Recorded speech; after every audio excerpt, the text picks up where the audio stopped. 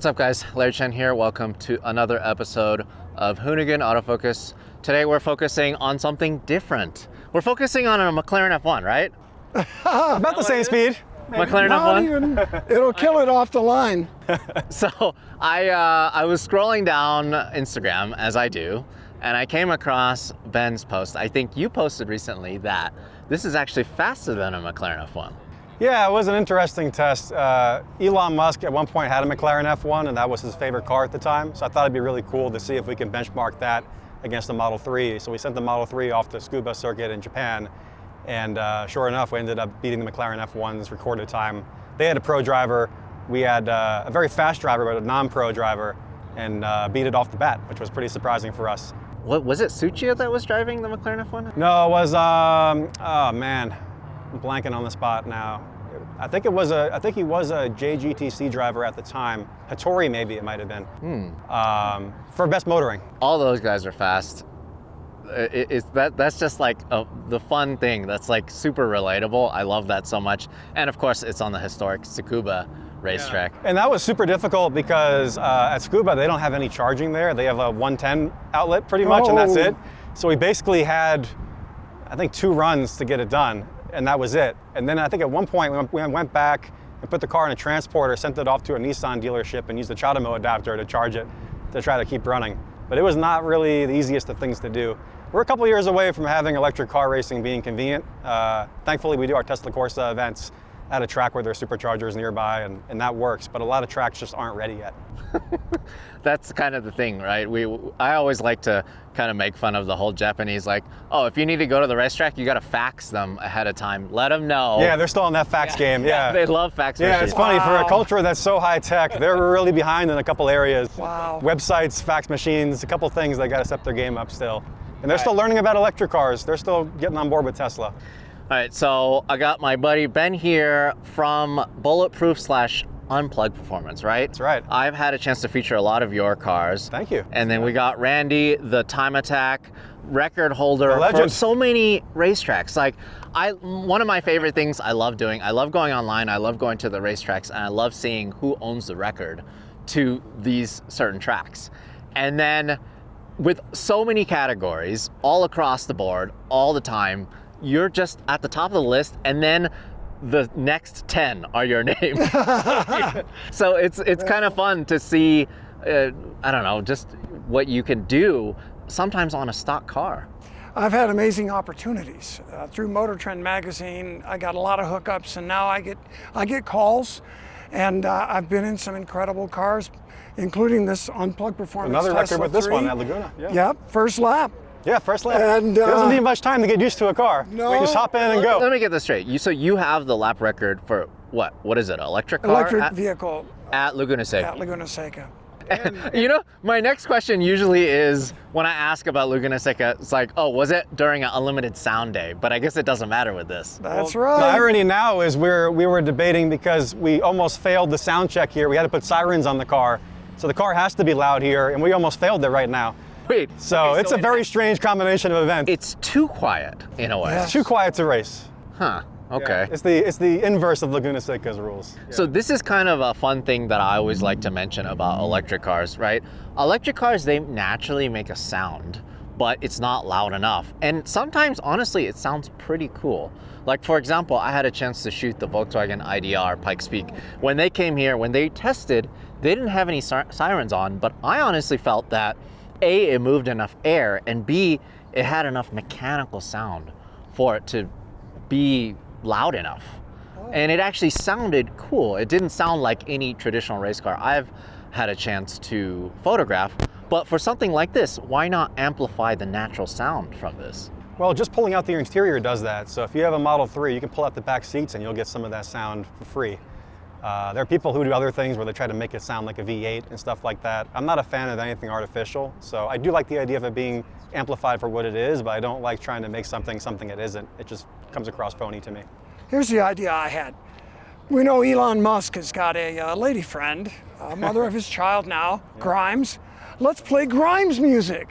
rock that out the front of the car. You know, it might make Elon happy, would make me happy. Yeah, maybe he'll send this to space afterwards. I don't know. Yeah. I like it too much. You could pick a different car. All right, so I guess the thing is, I'm so lucky I've been able to photograph a lot of your crazy cars. Your crazy cars usually start at quadruple digit horsepower figures. Yeah. And I wanted to feature this. Tell us a little bit about this program. So the horsepower thing's interesting because we were just talking about Laguna Seca, and a car that we beat that I didn't think we would, that was the record holder, was the car that Tesla sent to the Nürburgring. It was the Plaid Model S, and that car has 3 motors. They haven't released the power levels, but I'm guessing it's somewhere near 1,000. And this car's factory power at about 450. So that's the challenge. I mean, the challenge with tuning, depending on what either regulations or customer you're tuning for, you have to work within the barriers of what you're doing. And in this case, we're racing at Laguna, at Buttonwillow, and now at Pikes Peak with the car that is, aside from the roll cage and the stripped out interior, a mostly warrantyable street-driven car that still has autopilot, has 4 doors, 2 trunks. We didn't take away what the car does. And that's the challenge as well. You know, as a tuner, in some ways it's easier to build a car that does one thing extremely well, a dedicated time attack car, a dedicated show car, a dedicated daily driver. But to find something in that box is really the challenge. So this car has factory horsepower levels, factory firmware. We basically did the things that we could do. But those things happen to make it extremely fast. Fast enough to beat the Plaid Model S, fast enough to have Porsche GT3 drivers coming up to us at Laguna asking us about the car because we were running lap times comparable to them. And that's cool. That's really cool to do. And it's amazing the car as a platform doesn't need a ton of things to be able to get it done. You just have to modify it in the right way. And we're going up to 14,000 feet. Oh, here we have a big advantage. Yeah, Big Randy will tell you advantage. about that. That's what I wanted to ask you, Randy. So what is the combination? Is it just the weight thing versus that Plaid? Like this has much less weight? I actually don't know compared to the Plaid Model S. I think it's probably the Unplugged performance suspension tuning. But here on Pikes Peak, it's all about electrons don't care about altitude. And all the gas-powered cars are trying to suck oxygen, and there isn't any. So we have a huge advantage with an electric motor that does not lose power with altitude. It's like a multiplier. So a 450 horsepower car at sea level is still 450 horsepower. 900 horsepower car at sea level with gas power is 400 at 14,000 feet. That's our secret weapon. Combined with the tunable all-wheel drive, I expect that to be a real advantage. I got gloves that have touch sensitive, my racing gloves. Oh yeah, you need so I can adjust. You need to browse internet or whatever I you can need do to it. do. I don't know. But I can adjust the front rear power bias while driving.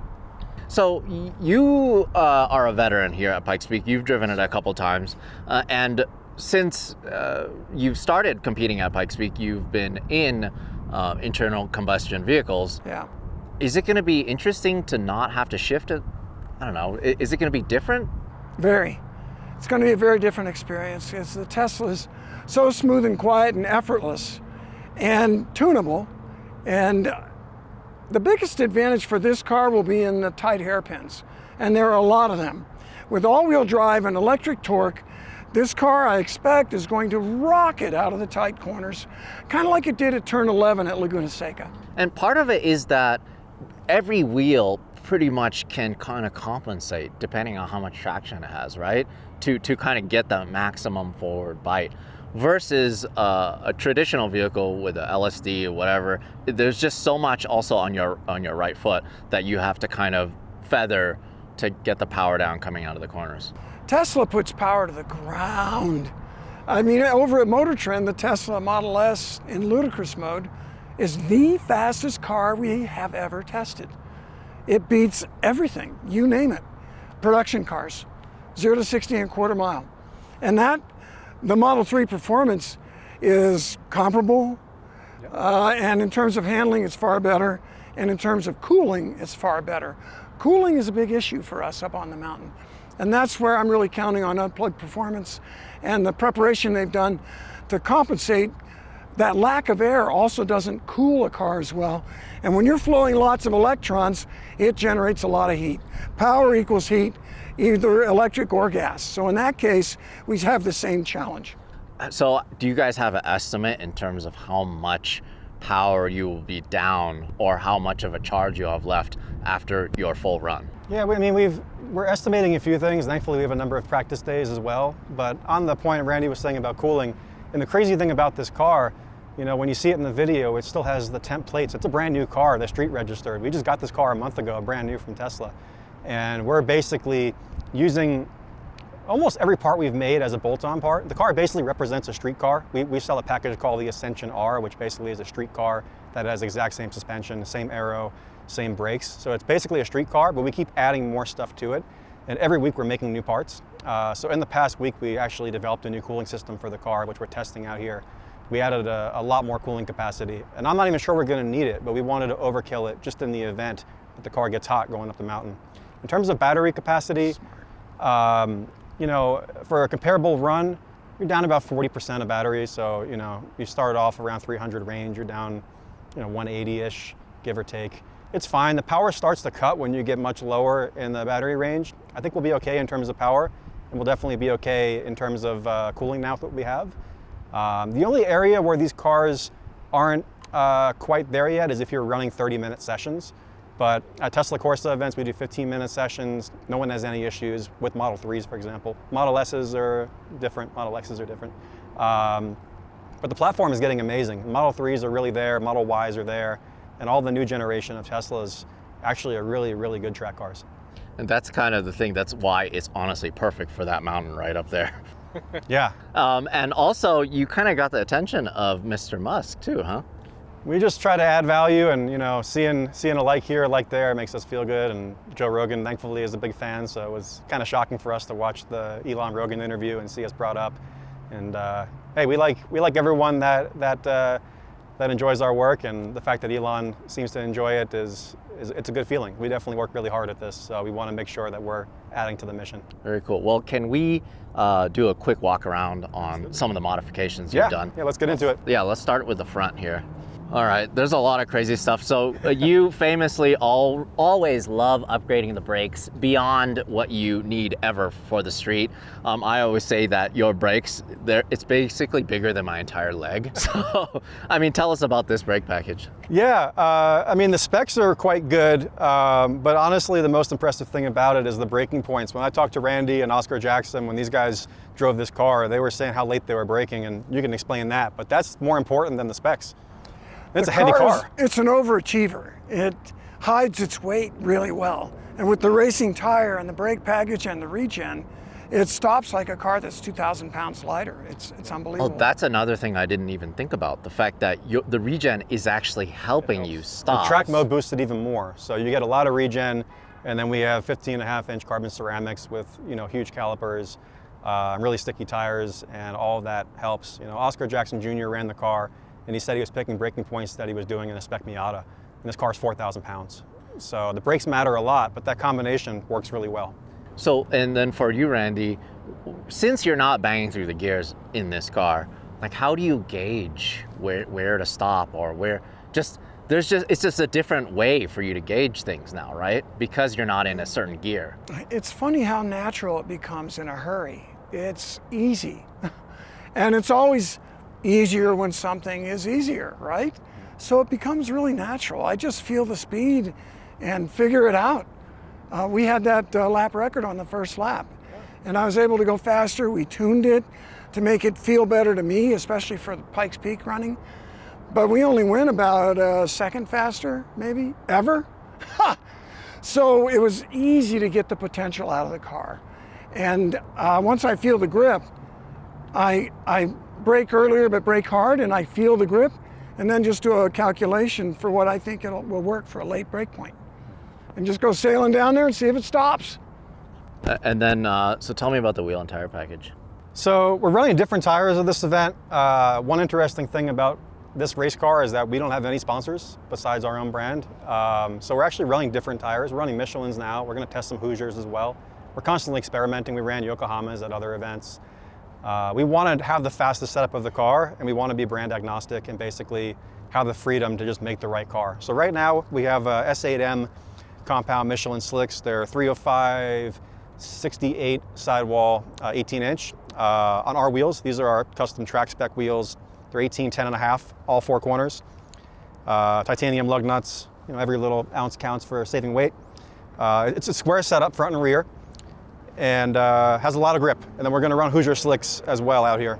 So I see a lot of the carbon that you guys actually make in-house on this. How much weight were you able to save on this? Yeah, the carbon plays one point of many.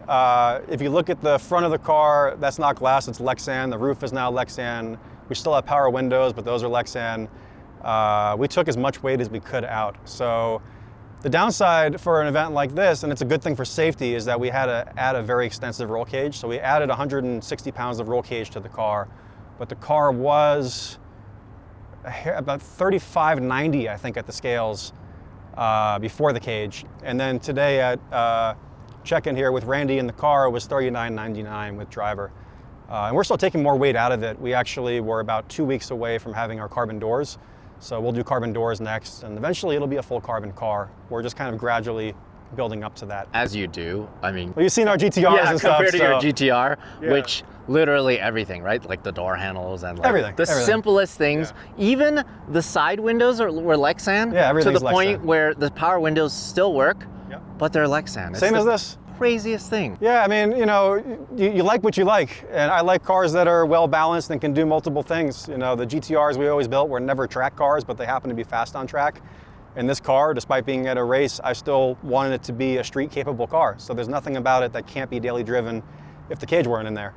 And yeah, for me, that's what I like. That's my style. And the crazy thing is, for what it is, I'm surprised you didn't actually add more aero. So yeah, I mean, for us, this is basically a validation of our street car program. So we wanted to take a recipe that we knew would work and see it at the limits. And that's also why, Randy, when you drove the car, I asked for feedback after the first lap, and you said, it's pretty much there. You didn't ask for a whole lot of changes. And that's a good thing. For us, if we get the recipe right, then we can repeat that and allow the average owner to be able to experience the same thing. And that's really our mission, is to allow people who have never driven a Tesla to come out of really high horsepower street/track weapon kind of cars and to hop into Model 3 and have the same or a better experience. So keeping that relevancy is important. That being said, this same chassis, when we're done with this event, we're going to start building it into a full dedicated race car. And we have our CFD program for a full time attack wide body almost done. We're working on it for about a year. Is this guy going to drive it? I certainly hope so. We have some big plans for this car, but we just had to kind of validate the street program first. And yeah, what it's going to become will be ridiculous, but it'll be a dedicated race car. More records will fall, sir. Oh yeah, electrically. What about the inside here? Well, there's not a whole lot left of it, but what's left is interesting. So there are certain things you had to leave in terms of keeping the car happy, right? Not a whole lot. The car, actually, we learned how to keep it happy, and we made some emulators and things that allow it to be happy. So the car has no airbags, but thinks that it does, which I don't recommend for the street, but for racing, it's okay. The car has lots of sensors for the seats that we had to trick to make sure it's happy. So we have our racing seat in there. But like that, you have to keep this because otherwise it would be angry. Some of the things we had to keep to try to keep the car happy. So there's a few things that are just zip tied down to make it work.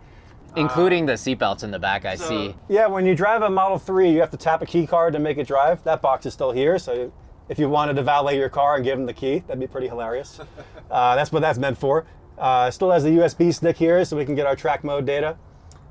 We added a couple things. So this little switch here powers the CO2, and we're basically doing the equivalent of a intercooler sprayer with a nitrous kit, and we have that plumbed in the front, and we added a bunch of additional cooling. So if we run into a case where the car starts to get hot, Randy can hit that switch, it'll trigger this, and it'll spray, and it basically will create a fogger system in there and make it real cold.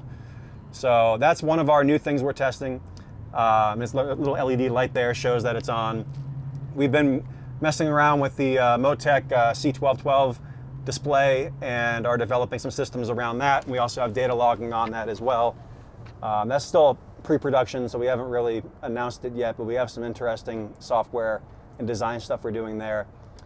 As if this didn't have enough screens. You gotta add more screens. Everyone needs more screens, right? I mean, how big of a TV and a monitor do you have at your desk? Yeah. As big and as much as we can, right? That's the appeal for tech guys.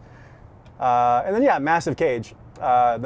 So the rules required Weldon, which I'm insane about weight savings, as you know about me. So I kind of cried a little when we had to weld in because it's not going to be one of those things we're going to want to take out again. but I was able to get approval for these door bars being bolt out. So when this event's over, we'll unbolt the door bars and save, I'm guessing, probably 40 pounds, maybe a little more. And that'll make it a little bit lighter, a little more streetable.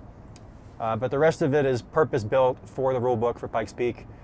And besides that, there's not a whole lot of interior left to talk about. It's pretty bare. So that's the thing is, this doesn't run on air, but you actually run on air. Oh, so that's Randy's air. Yeah, I've got augmentation. Yeah, you have to actually run oxygen while you're up Yeah. there, because a lot of people don't realize it's 40% less oxygen at 14,000 feet. It's like caffeine. It makes me more clear.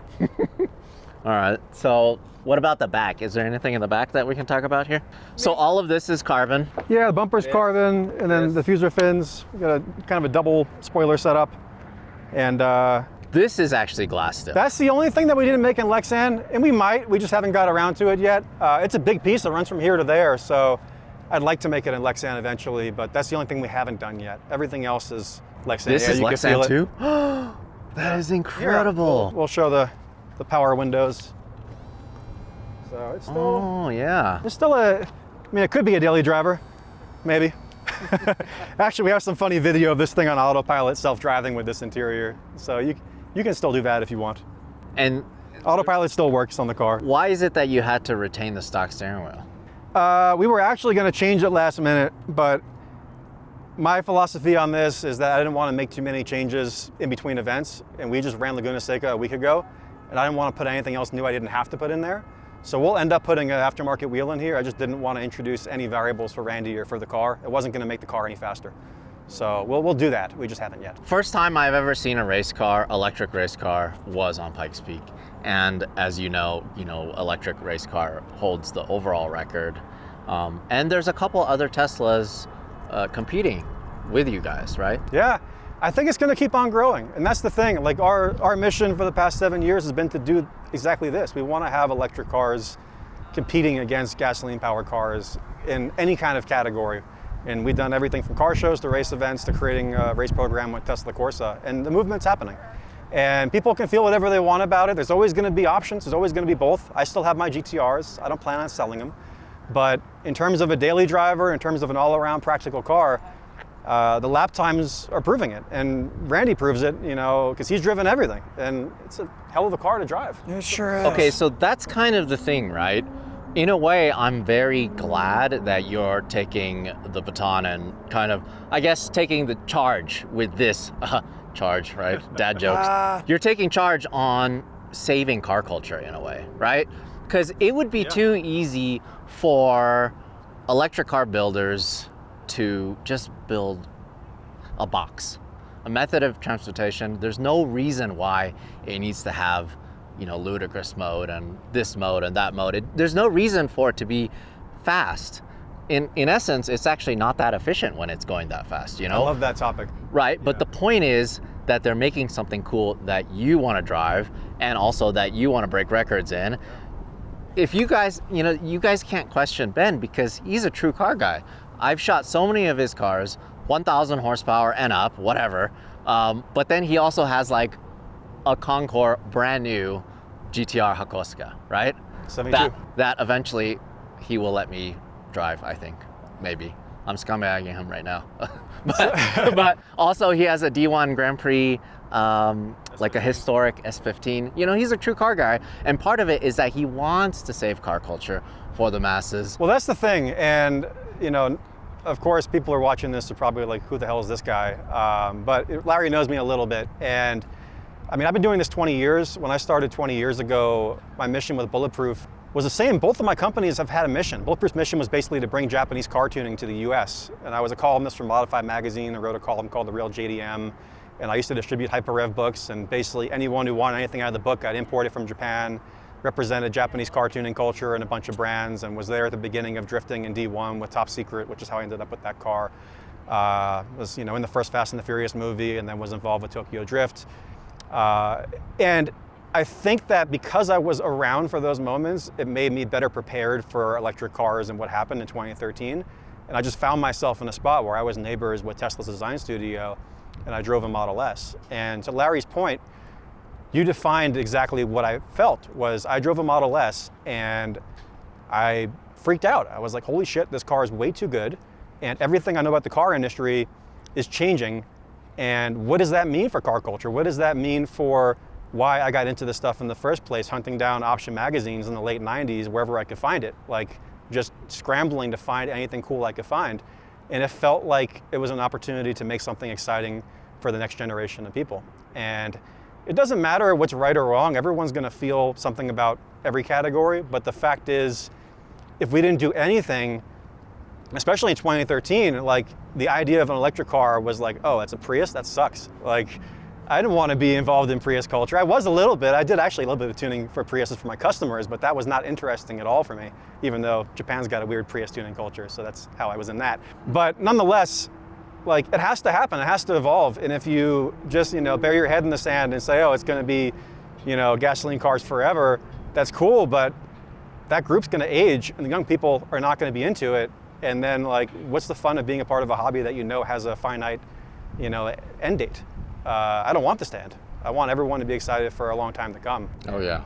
The fact is these cars kick ass and they're fun, and it just took a little bit of effort to prove the point. Believe me, and part of it is that you're making them look good, you're making them perform better. I had a chance to drive Bisimoto's 935. That thing's sick. Yeah. It doesn't look like an electric car at all. In fact, it looks like the worst polluter, Yeah. The 935 is like everything wrong with it. The aero, whatever. But guess what? It's electric, it's fast. I love that when I got on it, it stepped sideways and I had to correct. There doesn't have to be rules to any of Exactly, this. that's You just gotta the have point. fun. If you have fun, you're doing it right. That's it. Yeah. Well, I think that's a wrap.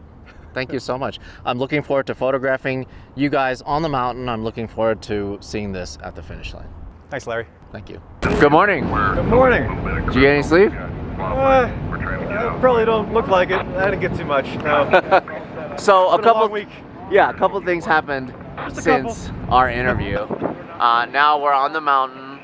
Car's still here. Yeah. But you guys seriously went through hell and back. I was joking with the team, we should put something like photoshopped on the car and make it seem like it's just a joke, because we thought this thing was so dead. We actually renamed the car Phoenix. This thing just rose from the ashes. Wow. It was totaled. I mean, we had to buy a new car to make this thing even run, because the rules wouldn't allow us to build a new car in time. So we made it work, but almost everything you can break on a car was broken.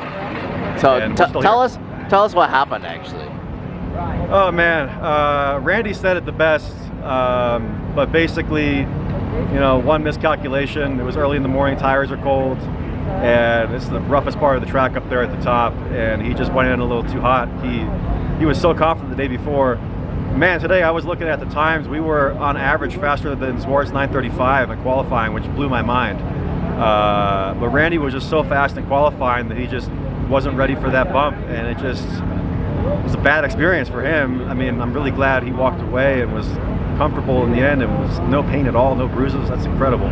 But the car was just mashed. I mean, everywhere. Yeah. It was real bad. The photos were crazy. That was the hard thing for me, was it was so horrifying, but the photos were so great, I couldn't tell if I should like cry or laugh, because the photos were nuts. You could see our suspension in midair flying off the car. It's Well, wild. in a way, because you guys rebuilt it and we went through all this hardship, in a way, this honestly, it's sad to say, but it's a better story. In a way. That's the weird thing about it. And like, as I was going through it, at first you have to kind of process things that are tragic, and at first I was just like kind of upset and frustrated, and then I sat with it for a bit, and I was like, man, like the Tesla community is crazy. Like, everyone's so passionate behind us, and like our drive is pretty crazy to begin with, where we just never give up. So when the opportunity came, I thought this could be something that's more interesting than lap times or racing, and I felt there was a motivation to just give a positive story for the year and give a redemption story. And I know Randy went off. I want to see him at the top, and I just kind of took the mindset of whatever it takes, we'll get the damn thing done, and that felt fun to me to do that. Well, the mountain, I always say the mountain doesn't lie. She will take, and she will give. This event is a beast. Yeah. I mean, I've been to a few places, and when I was at the Nürburgring, we talked a lot about the danger out there, but this is a whole different level of experience, and I didn't have the appreciation for it until I drove it and went to the top, and it terrified me. It's a terrifying event. Yeah. but I think that's also the appeal, is that challenge. So yeah, this car is crazy. I mean, this car has had the longest life for a 1 month old car I've ever seen. The car's got 800 miles on it, has temp tags. It's built into a race car, destroyed, and built into a Frankenstein race car. This car's got a weird history, but I'm just amazed that it's still alive. And now we got another car that I'm not sure what to do with, that has no motors and no subframes and no nothing on it. So I got to figure out what to do with that car afterwards. Wait, so you legitimately bought another brand new Model 3 here? The damage to this car was so stupidly bad that when I decided the only way we were going to get through this was to go, it was basically buy another car. Because you can't get this many parts. Like almost everything front and back on this car was destroyed. So I reached out to my friends at Tesla and reached out to a whole bunch of local shops and mechanics, and started building plan A, plan B, plan C. I had backup plans on backup plans just so we wouldn't fail, because the time pressure was immense. We had basically 48 hours to do it. And Tesla got me a car. I paid for it, but they helped a lot in terms of getting it to us quickly. Normally, if you want to buy a Tesla, it takes some time. I got a car really fast. They helped us out on the tech side a little bit, because you know, with these cars, if you want to put another motor in, you have to pair it. You can't just grab junkyard parts. You actually have to have a Tesla tech pair it up. So they came out with their computers, paired the motor. We bought the car, pulled together a team. I mean, it's crazy. One of our really good dealers is out here, and they're a Tesla authorized body shop. So basically they said, hey, we bought a case of Red Bull. Our guys are going to work all night as long as it takes to come through. And we, you know, towed over this wrecked car to them. Tesla hustled down a new car to us, and we just got to work. Yeah. And yeah, man, 48 hours straight, and we got a car that's gonna run. Well, I enjoyed following your updates on Facebook, including like the very, very long essays that you wrote about, I don't know, just a little bit of everything, life in general, right? Yeah, I mean, yeah. it's there he is, the man. the wheel man. Guys, I thought I'd pop in and say hi. Always. Saw a camera. Love this guy. Amazing what Ben and his team and the Eurocars guys like Brian and Christian have accomplished. It's so great to be back here. So great. Redemption stories are an amazing thing. Seeing you at the top today is going to be magic. Yeah. Yeah, car felt good last night. Everything's just like perfect. Well, we'll definitely see you leave the starting line, and our friends up top, Jason, Lewis, and Leaf are going to receive you up there. And oh my God, my hair's crazy. I didn't even realize. But yeah, they're going to receive you, and it's going to be amazing. Wonderful. Thanks for the coverage. Yeah. Thank you guys. Thank you. Good luck.